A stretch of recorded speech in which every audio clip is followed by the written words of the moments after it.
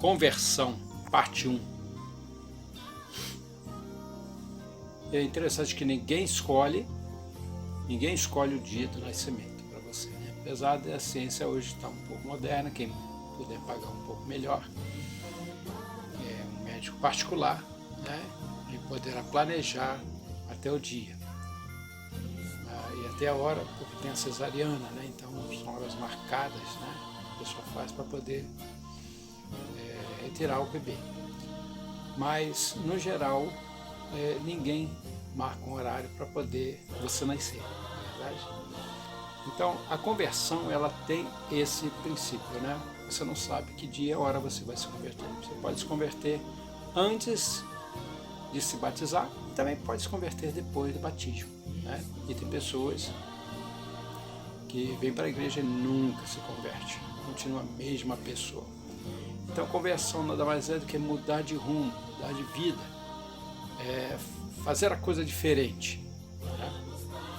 Ou melhor, fazer ela igual à forma que Cristo fazia, né? Da forma como Cristo fazia. Por isso o nome cristão, né? Ser cristão é fazer exatamente aquilo que o mestre manda, né? Diz que a conversão é chamada de novo nascimento, é o início da vida espiritual. E tal como na vida física, você não pode escolher a data de seu aniversário espiritual. Isso é a realidade, né? Ninguém poderá fazê-lo.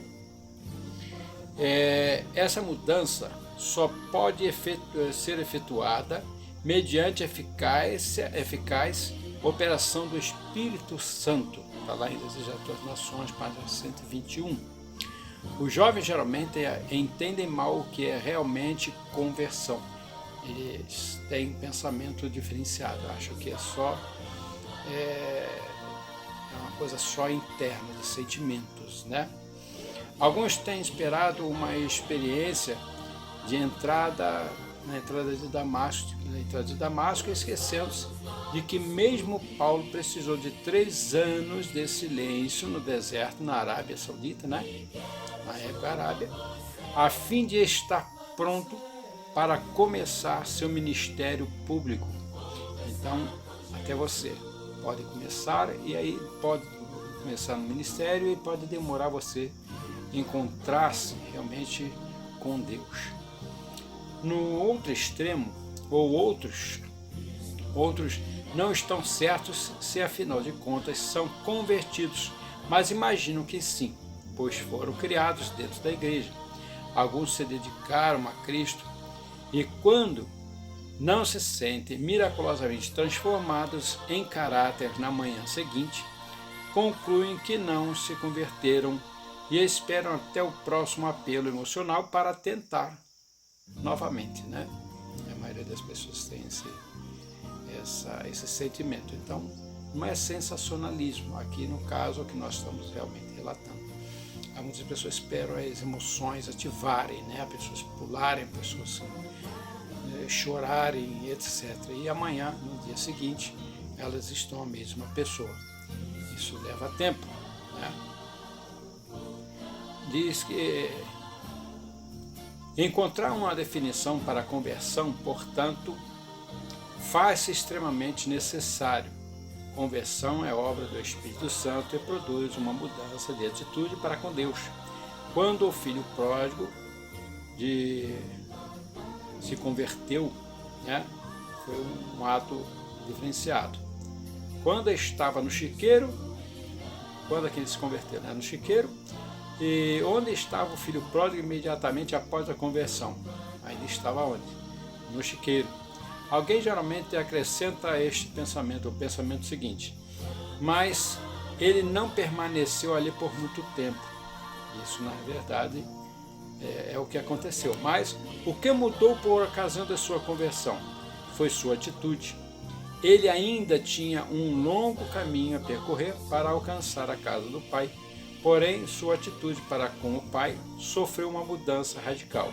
E tal mudança de atitude preparou o caminho para o resto da mudança que se seguiram.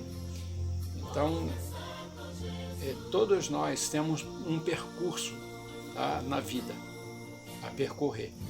existirá um tempo em que você acha que aquele sentimento gostoso que você sentiu no culto, ou porque ouviu uma palavra, e de repente você pensa, agora sim eu estou convertido. E amanhã você volta a fazer tudo de novo, de errado.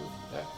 Então, a conversão é um trabalho diário, momento a momento, de uma dedicação infinita que Deus faz por você e em você. Né?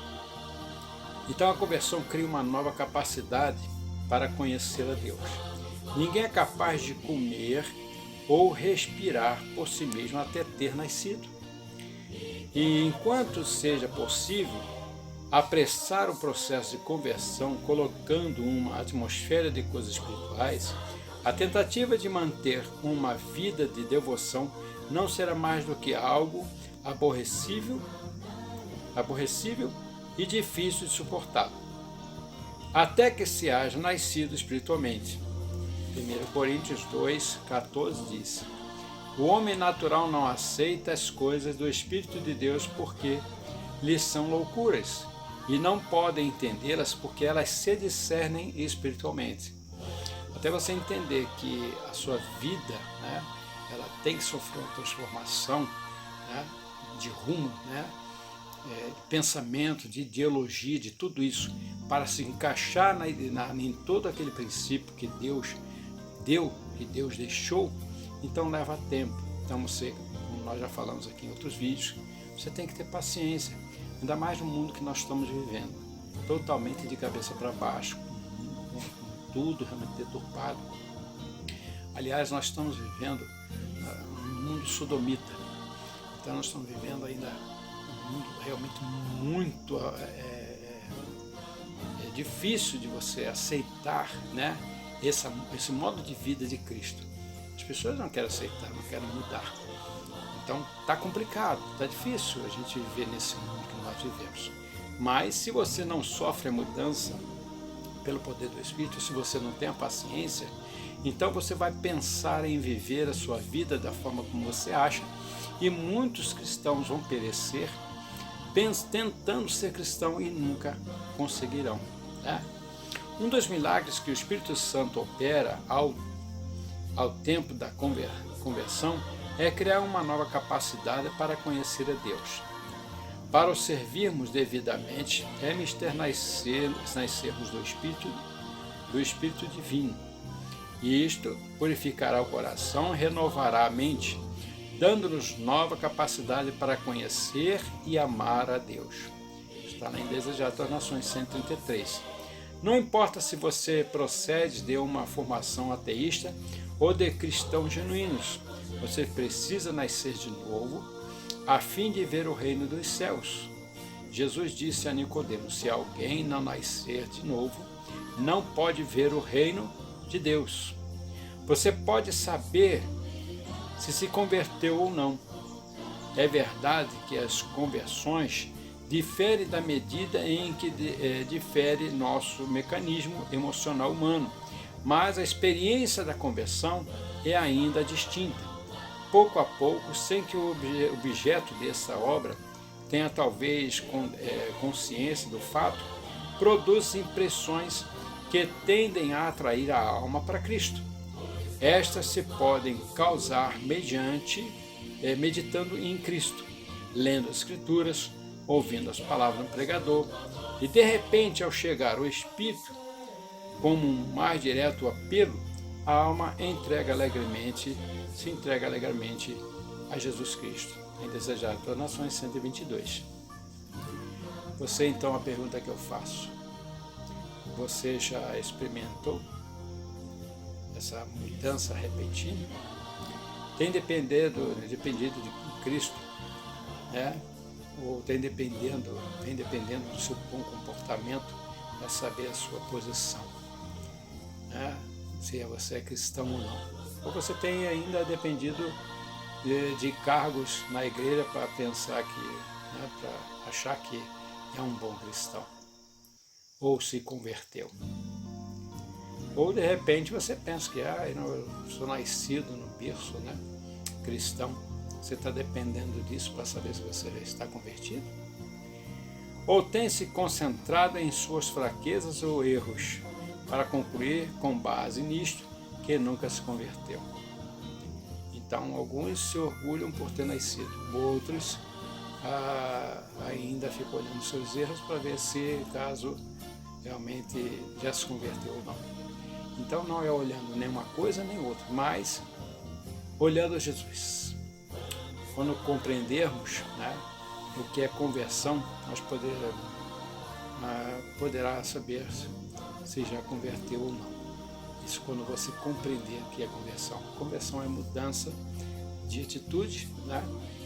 Mas essa atitude você não pode ficar observando essa atitude sua, né? Porque aquele que roubava não roubava mais, aquele que matava não matava mais. Mas mesmo que você venha fazer isso, a conversão nada mais é do que fazer com que você entenda, compreenda quem é Deus e como Ele trabalha no coração. Portanto, conversão não é algo que você mede por aquilo que você é, por aquilo que você tem, mas por aquilo que você entende de Deus. Começa a entender sobre Deus. Quem é Deus? Então procure saber quem é Cristo, saber como Ele fazia, como Ele andava, como Ele falava, como Ele tratava as pessoas. Então você vai aprender a ser cristão verdadeiro. Não se engane, não deixe seu coração te enganar, porque a conversão verdadeira só procede de Deus através do seu Espírito. Que Deus te abençoe.